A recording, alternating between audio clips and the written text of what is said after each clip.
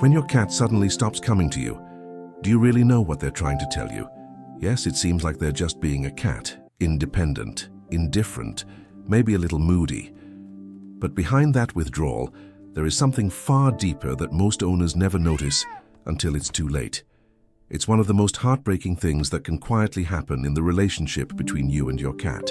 And if you've been making these mistakes, the kind most owners make every single day without realizing it, you may be slowly eroding something that took months, maybe years, to build. We're talking about trust. And today, we're going to start with the one mistake that surprises everyone. The one that almost every cat owner is guilty of right now, without knowing it. You think you're being affectionate. Your cat thinks you're ignoring the rules. Have you ever reached out to pet your cat while they were resting, and they just got up and walked away? You probably thought they were being dramatic, but what if they were sending you a very clear message? What most people don't know is that cats operate on a system of consent that is far more intricate than anything we apply to human relationships. They are not like dogs, who tend to accept touch on demand.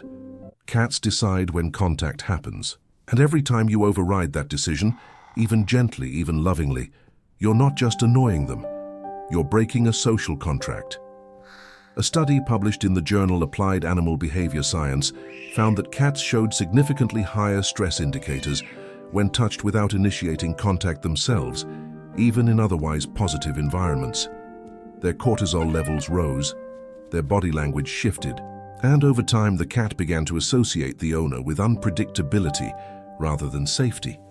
Think about that for a second. The person they live with, the one who feeds them, talks to them, loves them, becoming a source of anxiety. Not because of anything dramatic, just because of a habit of reaching in when the cat didn't reach out first. This doesn't mean never pet your cat. It means learning to wait, to let them come. And when they do, that moment of contact carries an entirely different weight. They chose you, that's everything. The next mistake is sneakier. You'll probably recognize yourself in it immediately. The punishment trap. When your cat scratches the couch, knocks something off the table, or ignores the litter box, what do you do? If you raise your voice, clap your hands, spray them with water, or push them away, you're not alone. Most owners do this. It seems logical. Action, consequence. But here's what's actually happening inside your cat's mind. Your cat does not understand cause and effect the way you do. They don't connect the punishment to the behavior. What they connect it to is you, the person standing in front of them, the one making noise, making sudden movements, creating fear. Researchers at Oregon State University, studying cat-human attachment, found that cats who experienced frequent negative interactions with their owners displayed avoidance behavior, not just in the moment, but persistently. The trust didn't reset after the punishment ended. It accumulated, layer after layer. So what happens over months of this? Your cat isn't being stubborn when they run from you. They're being honest. They've learned that your presence sometimes comes with threat, and so they manage the risk the only way they can. The solution isn't permissiveness, it's redirection. It's setting up environments where the right choices are easy, and understanding that punishment, for a cat, is never a lesson. It's just damage. You don't speak their language. Here's a question. When your cat looks at you from across the room and slowly blinks, do you blink back? If you don't, you might be leaving one of the most important conversations you've ever had with them completely unanswered. What most people don't know is that the slow blink is one of the most significant gestures in feline communication. It is a signal of peace, of relaxation, of trust. When a cat slow blinks at you, they are, in the most literal sense they are capable of, telling you that you are safe. A study from the University of Sussex, published in Scientific Reports, confirmed this. Cats were significantly more likely to approach humans who slow blinked back at them compared to those who held a neutral expression. The researchers described it as a form of positive emotional communication, a channel that works both ways. And if you've been sitting across from your cat for years without ever speaking that language back, they've been reaching out and receiving silence. Learning this, actually learning to slow blink, to lower your gaze, to soften your posture, isn't just a trick, it is fluency. It changes the entire texture of how your cat experiences you. And if you want to understand your cat on this level, if you believe every cat owner deserves to know what their pet is really saying, leave a like and subscribe to the channel. It helps us reach more cat owners who want a deeper, more honest connection with their pets. The noise that never ends. Does your home have a lot of ambient sound?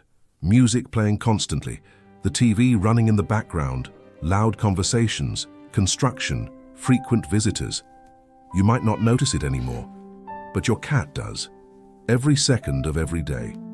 What most people don't know is that cats have a hearing range nearly 3 times broader than ours, and an auditory system designed for precision, for detecting the faintest rustling of prey in tall grass. In the wild, that system is a survival tool. In a modern apartment or house, it becomes a source of relentless sensory input.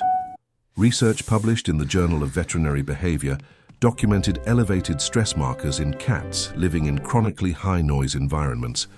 But more importantly, the study noted that these cats also showed decreased social engagement with their owners. They withdrew, they hid more, they initiated contact less. Think about that for a second. You're right there. The same person. But the environment you've created makes trust feel exhausting to maintain. This doesn't mean living in silence. It means being intentional. It means giving your cat spaces that are genuinely quiet. Corners of the house where the volume of the world can be escaped, where they can lower their guard.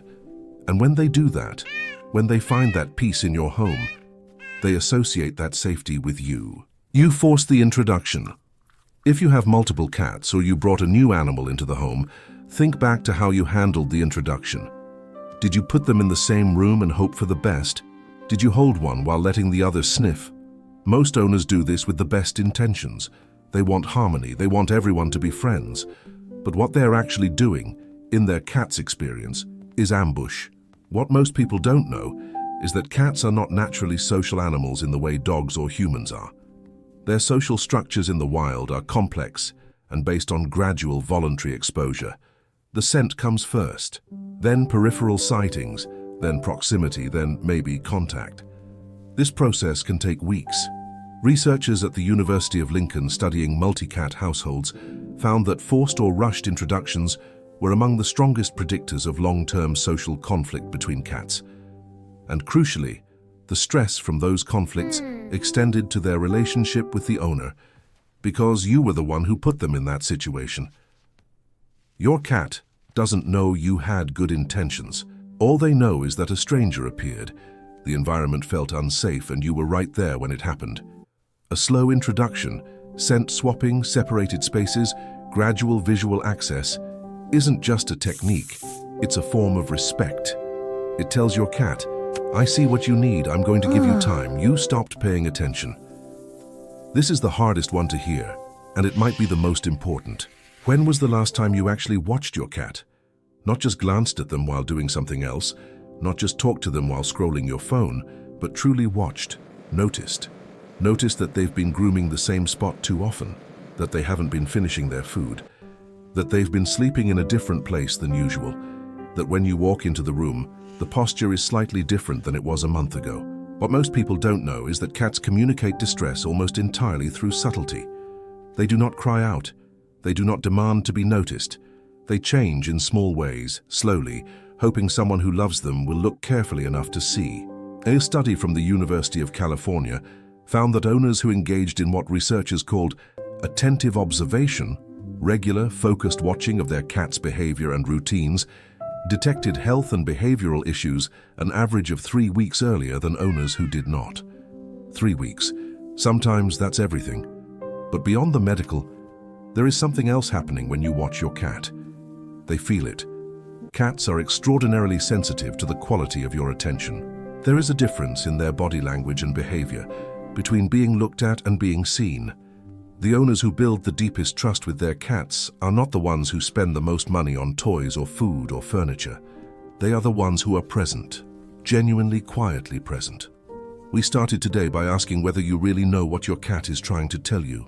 And maybe after everything we've covered, the forced touch, the punishment that becomes fear, the language left unanswered, the noise, the rushed introductions, the fading attention, Maybe now the real question is different. It's not whether you understand your cat.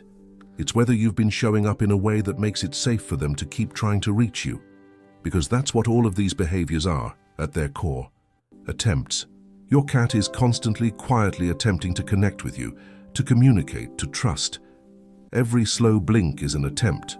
Every time they settle near you, not on you, not demanding anything, just near, that is an attempt. The mistakes we covered today don't make you a bad owner. They make you a human being who didn't know, and now you do.